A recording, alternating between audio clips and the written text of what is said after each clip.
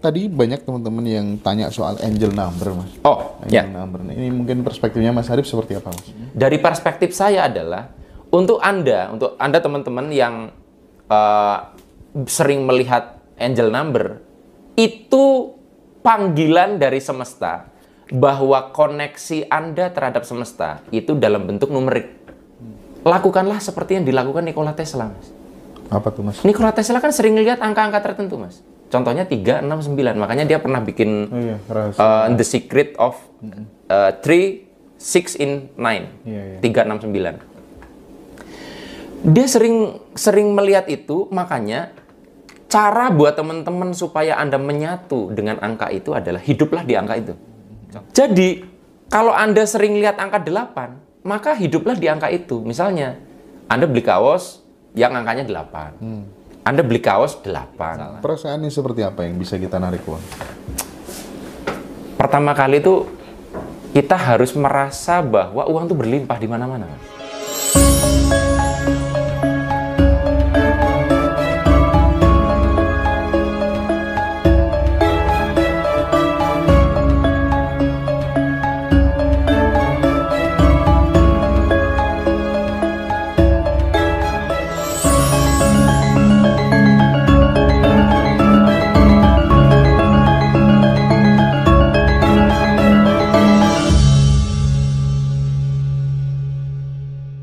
Misalnya nih ya, misal kita lagi karaoke sama keluarga misalnya ya, halah ini cuma sekedar lagu tok kok, nggak tak hayati kak. Ya.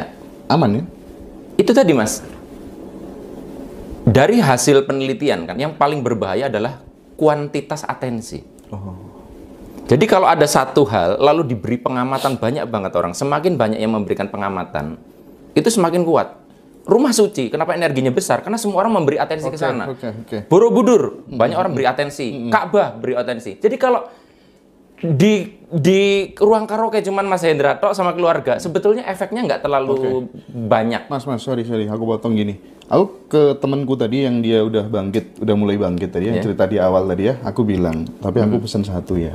Nanti kalau sekiranya kamu sudah bisa ada passive income, terus nabung, yang tadi ya, nabung udah bisa gitu. Aku pesan jangan beli motor ya, langsung beli mobil aja. Yang penting bisa diangsur gitu, untuk melegitimasi. Oh, Teguh sekarang udah jadi orang yang berhasil. Itu penting berarti dong ya. Nah ini menarik nih, belok ke situ. Saya pernah bikin video judulnya kalau Anda disuruh milih salah satu, mendingan beli rumah dulu atau beli mobil dulu. Itu pertanyaan menarik itu. Nah, duitnya hanya cukup buat satu nih. Jawabannya tergantung Anda. Ingat, vibrasi itu hitung-hitungannya beda dengan hitung-hitungan ekonomi. Kalau secara aset, perhitungan aset, hitungan nilai, pasti rumah dong. Karena rumah itu adalah nilainya pasti naik terus. Vibrasi nggak bicara itu, Mas. Seperti yang di pertemuan dulu di konten sebelumnya kita bicara. Walaupun dolar itu secara nominal lebih tinggi, tapi vibrasi uang 100.000 itu lebih terasa di kita, karena di bawah sadar simbol kita rupiah, bukan dolar US. Nah, sama. Kalau Anda, kan gini, untuk menarik keberhasilan yang lain, keberlimpahan yang lain, Anda tuh harus mengakses rasa berlimpah. Kalau Anda ketika membeli mobil, merasa jadi lebih berlimpah dibandingkan beli rumah, Anda beli mobil, nanti bisa beli rumah.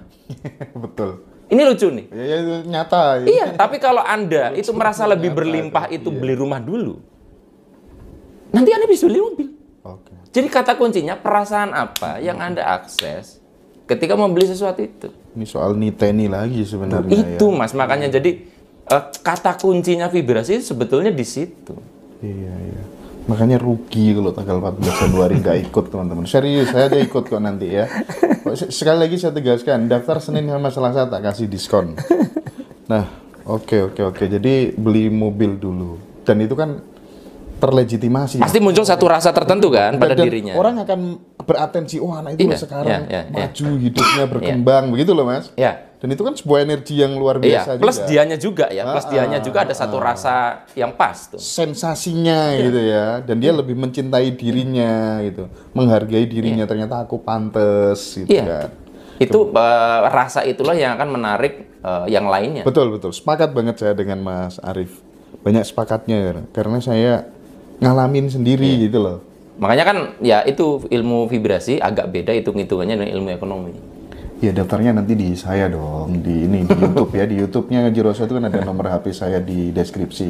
Teman-teman silakan WA aja. Saya dulu beli mobil dulu, rumah masih ngontrak, sekarang udah punya 2 rumah. Tuh kan. Kan? Tapi balik lagi dengan catatan kalau Anda ketika beli mobil merasa berlimpah. Ya, itu yang akan menarik yang lain. Ada orang yang kebalik soalnya, Mas. Justru dia beli rumah dulu, baru mobil kebeli. Oh, oke. Ya balik lagi akhirnya ini bukan mana bener salah, tapi rasa di balik perbuatan itu yang menentukan, Mas.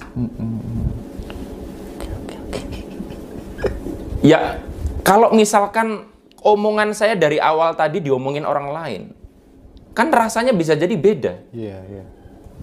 Ini ada yang tanya tuh, Mas kalau lagunya lagu India gimana Mas Arif? Bagaimana kalau lagu itu kita tidak kenal bahasanya sama sekali? Ayo, ada efek tidak? Gini, saya pernah ikut sebuah training tentang musik dan lagu, dan itu dari pagi sampai malam. Nah, malam itu ada sesi di mana peserta itu disuruh mendengarkan sebuah lagu Mandarin. Saya lupa Mandarin atau apa, pokoknya bahasanya Cina-Cina gitu deh. Iya. Ya, dan lagu itu nggak pernah saya denger. Bukan lagu EFSE gitu, bukannya. Bukan itu, bukan. Di ruangan, orang yang ngerti bahasa Mandarin atau yang terkait itu nggak boleh ikut, karena nanti jadi bias dong hasilnya. Jadi trainernya ingin membuktikan apakah rasa bisa tertransfer tanpa mengerti makna kata. Apa yang terjadi ketika sekarang pejamkan mata, rasakan, pokoknya dirasakan aja lagu ini masuk menyatu dengan lagunya. Nah, setelah selesai, peserta itu disuruh menuliskan apa ditanya ya, kira-kira inti lagu itu tuh apa? Intinya saja. Kalau itunya kan nggak tahu. Aduh, waktu itu aku lupa. Intinya seorang pria yang mencintai wanita, tapi wanitanya tuh masih belum bisa menerima. Itu, Mas, 60%. Walaupun angkanya nggak sampai 80. Bener loh, Mas, nebak. 60% dari peserta itu benar menebak inti dari lagu itu, dan mereka nggak ngerti padahal tentang tentang bahasanya. Jadi artinya sebetulnya di level yang terdalam kita tuh bahkan bisa memahami inti dari sebuah yang ingin disampaikan walaupun nggak ngerti bahasanya. Nah, cuman itu kan baru satu aspek, tapi kita tidak dapat rasanya. Nangkap nggak? Kita ngerti intinya, tapi nggak dapat rasanya. Sementara kekuatan dari lagu adalah mampu membawa kita hanyut di dalam rasa. Jangan lagi kau sesali keputusanmu. Ya, ketika kita larut di dalam rasanya, maka di situ efeknya lebih kuat. Nah, kalau dari kasus tadi, message-nya sampai, tapi nggak menciptakan rasa kan? Tapi tetap masuk. Ya kayak orang bule lah, Mas. Dia ngomong, oh, can you help me? Oh, gitu. Dia pakai, kita kadang nggak ngerti, tapi oh, ini orang ini minta tolong gitu. Nah, kayak gitu. Iya. Karena saya tuh orang yang menyukai musik dan lagu ya. Makanya ya saya explore tentang ini juga lama. Kadang kayak lagu Yogyakarta kan aku seneng banget, Mas. Tapi lagunya kan galau itu.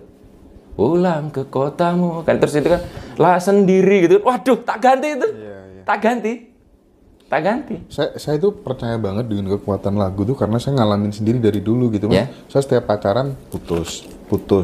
Karena saya lagunya dulu itu Demi Waktu itu. Nah, terus akhirnya saya ganti jadi Tercipta Untukku gitu ya, kan. harusnya nyanyi Dua Sejoli, Dewa 19 gitu loh. Jadi gini kata kuncinya, Mas. Kata kunci yang memicu rasa adalah nada. Coba nih, kalau saya ngomong gini, balon gua ada 5 rupa-rupa warnanya merah gitu, coba. Itu kan tidak ada rasanya, ya kan? Tapi kalau balonku ada 5 rupa-rupa warnanya, itu kan ada nada. Kalau ada nada, ada rasa, Mas. Makanya untuk memicu rasa harus ada nada. Nah, orang berdoa tuh harusnya kalau biar rasanya ada tuh harus ada nadanya, Mas.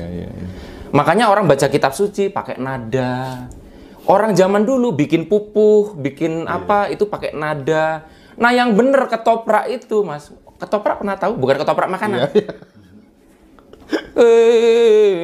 Hendra ojo asal bacot, gitu kan? Itu kan pakai nada kan? Iya, iya. Itu benar sebenarnya karena message-nya nanti lebih sampai. Oke. Nah, kita dalam keseharian kadang tuh enggak mau pakai nada. Ya, misalnya saya contohkan Bismillahirrahmanirrahim dengan Bismillahirrahmanirrahim. Ada nadanya lain, Mas. Menyayatnya dirasa tuh. Iya, iya, Mas Arif. Oke. Om Bimo diganti bojo loro. Oh, sampean rawani rabi loro ya. Oi, Om Bima. Kemarin dirimu bilang apa? Yang hebat itu dirimu ya. Om Bimo nih suka ya orang hebat itu selalu menghebatkan orang lainnya. Makasih Om Bimo ya. tapi dia mengakui bener Om Bimo. Sama saya juga mengakui lah. Iya, Kan iya. kelihatan Mas. Saya menjadi saksi muka dia waktu ikut kelas dengan sekarang. Oh, gitu ya. Oh. Gantengnya ada Mas. Iya. Sekarang itu dilihat itu kan, aduh, dilihat itu mempesona gitu kan, Aku senyumnya. muridmu Mas Arif gitu ya. Apa? Aku muridmu Mas Arif gitu. Semuanya murid kehidupan Mas Bimo. Iya. Oke. Saya pengen geser sekarang ke ini Mas Arif. Soal Mas Arif ini mungkin ya menolak rezeki tapi justru malah mengundang rezeki. Mungkin Mas Arif pasti akan pernah mengalami hal seperti itu. Bahkan mungkin sekarang lagi mengalami gitu. Aku sebenarnya nggak pengen dapat job tapi Iya. no wae gitu. Gimana? Ada nggak di antara Anda yang sering ngalamin, aduh Anda tuh sampai dalam tanda kutip kayak nggak pengen dapat banyak job karena Anda udah kelelahan. Tapi jobnya tambah banyak. Sementara ada nasihat lain mengatakan, jangan menolak rezeki, karena nanti nutup rezeki. Iya. Nah sebetulnya, balik lagi Mas, tidak ada perbuatan yang salah selama kesadarannya benar. Bahkan menampar orang, kalau kesadarannya kita menyadarkan dia, itu juga benar loh Mas. Loh, bahkan seorang Nabi Khidir membunuh orang dengan kesadaran seorang Khidir, itu nggak dosa loh. Iya. Ingat loh, Khidir yang melakukan, bukan kita ya. Apalagi cuman itu. Nah, sekarang gini. Pertama, saya tuh awalnya adalah melatih tidak melekat dengan uang, Mas. Duh, tadi kalau mau ceritakan nanti jadi sombong. Ya, cerita dong Mas. Gini. Setiap kata-katanya Mas Arif cocok sekali dipakai di ya. kehidupan gitu ya. Tuh. Aku waktu itu ngomong ke beberapa temen, kalau Anda ada job, kemudian Anda di situ tuh job bayarannya puluhan juta, Anda terima atau Anda ambil? Ya ambil Mas, eman-eman gitu loh. Saya berapa kali nolak Mas. Awalnya berat Mas. Berat dong. Oke. Bayarnya puluhan juta dan aku bukan konglomerat kok. Nyali ya. Sombong banget loh. Belum konglomerat nolak duit. Tapi karena aku bicara tentang tidak melekat dengan uang, salah satunya adalah tidak merasa nggak apa-apa nggak dapat uang kan. Ya sudah. Lama-lama santai Mas. Ya sudah, enggak gitu. Enggak. Kok malah tambah banyak?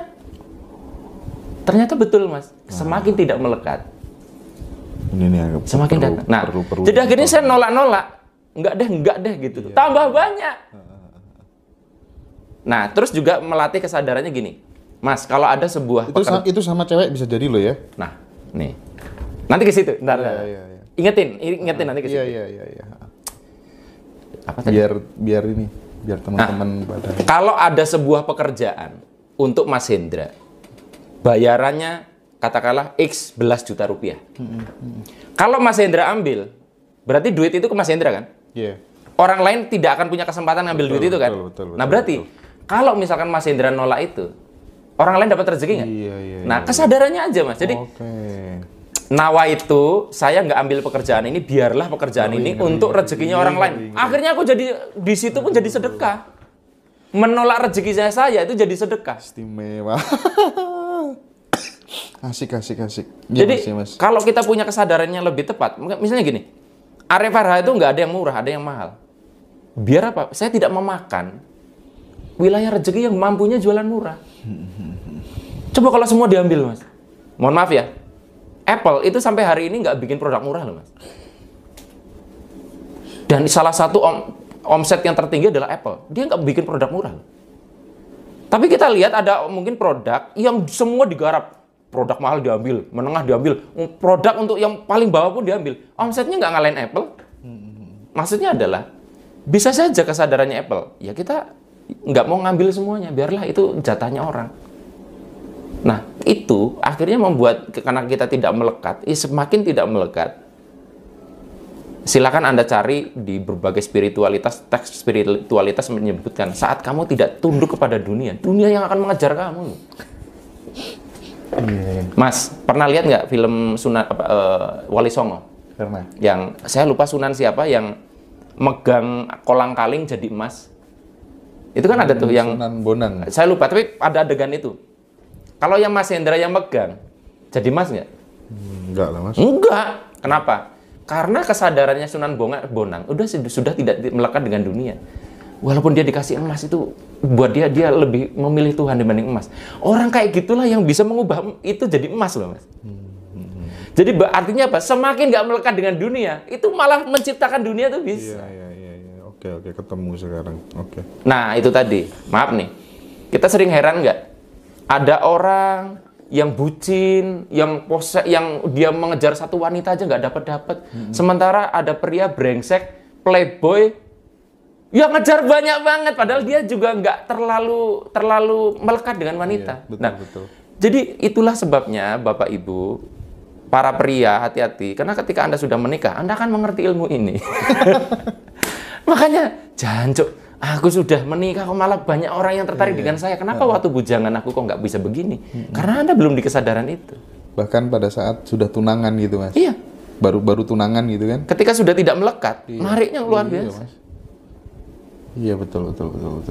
Jadi sebetulnya kita bersedekah, kita nggak ngambil terlalu banyak pekerjaan. Kalau niatannya itu adalah berbagi, rasa cukup, membangun rasa cukup. Itu tuh malah narik. Iya. Aku sampai bilang, kenapa ya? Wah, akhir tahun itu loh. Waduh. Makanya saya bilang, Mas Hendra, aku break dulu dari kelas vibrasi, karena habis itu masih ada pekerjaan kan. Takutnya suaraku habis. Kemarin itu aku, Mas Hendra nanti ke sini suaraku udah balik belum ya? Alhamdulillah ini udah balik tadi pagi. Iya. Jadi teman-teman, mumpung Mas Arif masih mau ngajar di bulan Januari, dan mungkin ini kesempatan terakhir saya mungkin jujur, wawancara Mas Arif. boleh aku ngomong, Mas? Iya, boleh. Ini adalah kelas vibrasi pertama dan terakhir dengan Ngaji Rosa. Kelas vibrasi yang offline ya. Karena saya biasanya memang tidak menerima kerjasama offline. Gitu. Iya. Jadi teman-teman segera dimanfaatkan. Saiful Karim versi muda ini katanya. Waduh. Wah, terlalu jauh. Beliau gini, mantap ya. Mungkin pengetahuan banyakan saya bisa jadi. Tapi saya ngukur orang tuh dari bukan hanya pengetahuan. Kan kelihatan, Mas, orang ketika ngomong kesadarannya di mana. Iya. Kalau kita udah bisa membaca. Nah, itu saya menghargai layer kesadarannya dia. Kayak kita menghargai orang tua kita kan bukan karena pinternya, Mas. Orang tua kita bisa jadi lebih goblok dari kita. Betul. Tapi kesadaran mereka didik kita yang bengalnya luar biasa misalnya. Kita belum tentu mampu. Iya. Itu, Mas. Lokasinya di Jogja, teman-teman. Banyak yang tanya lokasinya di mana. Lokasinya di Jogja, tanggal 14 Januari. WA saya aja nanti ya. Oke. Jadi saya merasa, keren banget hari ini ilmu yang disampaikan oleh Mas Arif Verha. Dan gak ada habisnya. Ini tadi banyak teman-teman yang tanya soal angel number, Mas. Angel number. Nah, ini mungkin perspektifnya Mas Arif seperti apa, Mas? Kan angel number itu bahasa agamanya kan sering lihat angka kembar gitu kan. Misalnya Mas Hendra lagi angop terus lihat jam 7 menit jam 7 lebih 7 menit detik ke-7 misalnya. Iya. Kan jarang tuh kayak gitu. Kecuali kita menyengaja ya. Oke, tak tungguin 12 lebih 12. Iya. Itu bukan gitu. Angel number itu sering muncul ketika kita lagi ngelirik, lagi-lagi aku lihat angka kembar, mobil lewat angka kembar. Nggak sengaja lihat itu. Aku sendiri nggak bisa. Jadi aku adalah orang yang boleh dibilang nyaris nggak bisa lihat angka kembar. Tapi kan banyak orang yang gitu. Nah, Betul. kebanyakan memanfaatkan angel number.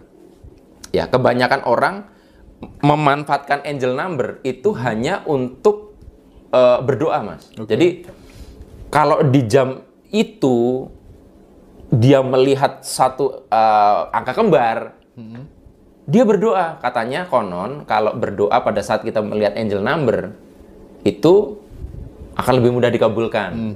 Nah, sebetulnya tidak hanya untuk itu, tidak hanya dengan memanfaatkan itu terus kita doanya lebih mudah dikabulkan, tidak hanya itu. Dari perspektif saya adalah untuk Anda teman-teman yang sering melihat angel number, itu panggilan dari semesta bahwa koneksi Anda terhadap semesta itu dalam bentuk numerik. Jadi nggak semua orang dipanggilnya dengan number, Mas. Nah, terus caranya gimana? Kan banyak orang yang, lah terus buat apa manfaatnya, Mas? Kan kebanyakan, kalau kamu sering lihat angel number, kamu berdoa di saat kamu melihat itu. Aku nggak ke situ bawanya. Lakukanlah seperti yang dilakukan Nikola Tesla, Mas. Apa tuh, Mas? Nikola Tesla kan sering lihat angka-angka tertentu, Mas. Contohnya 3, 6, 9. Makanya dia pernah bikin The Secret of 3, 6 in 9. 3, 6, 9. Dia sering melihat itu, makanya cara buat teman-teman supaya Anda menyatu dengan angka itu adalah hiduplah di angka itu.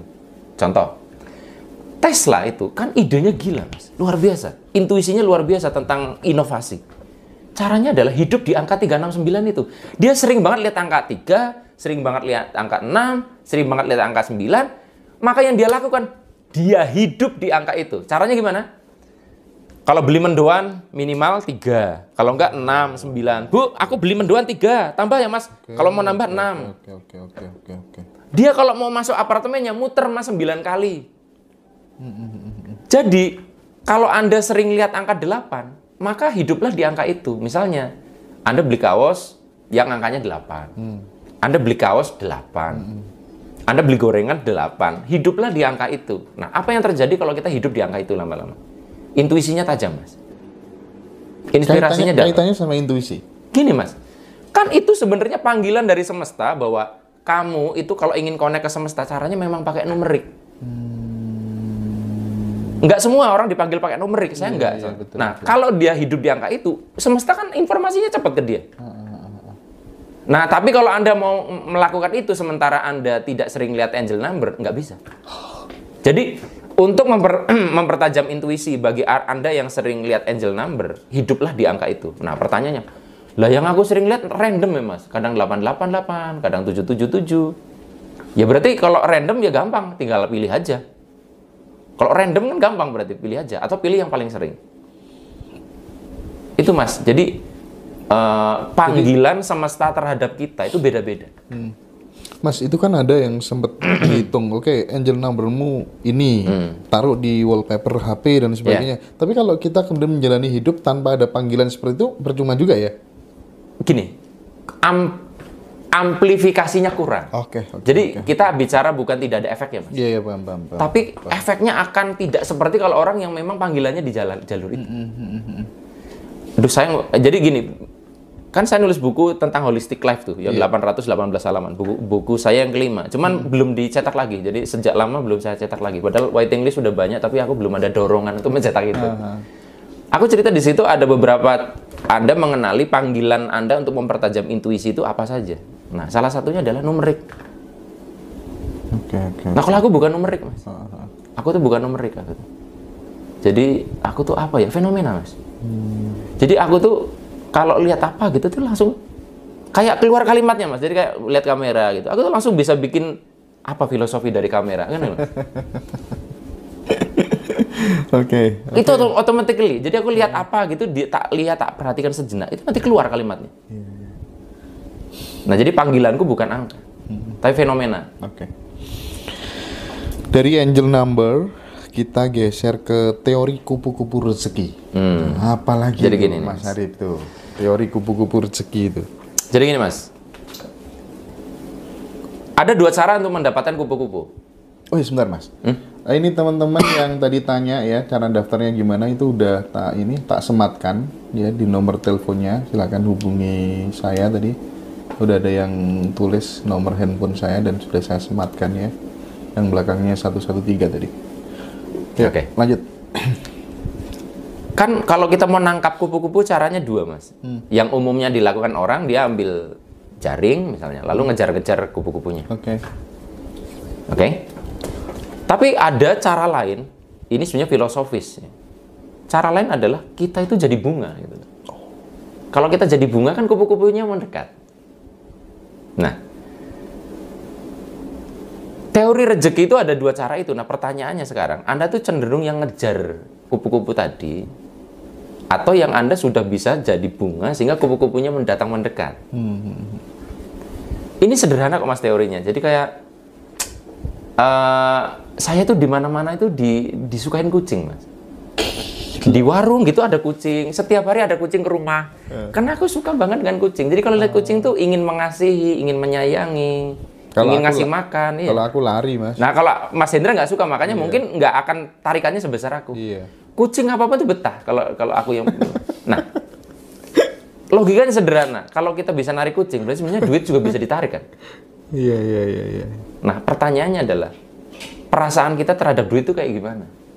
Di situ akhirnya. Oh, oke. Yang membuat Anda itu harus ngejar uang atau narik uang, yang membuat Anda ngejar kupu-kupu dengan narik kupu-kupu karena kualitas kesadarannya beda.